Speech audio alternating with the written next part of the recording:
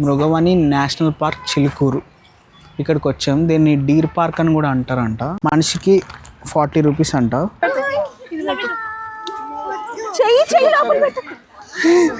మా వీడికి ఎంత ధైర్యం అసలు. కోతక్క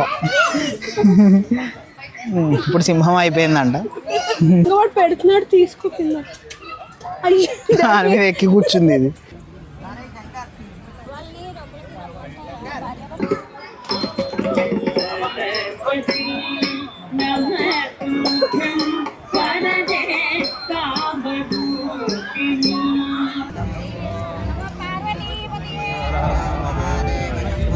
శంకర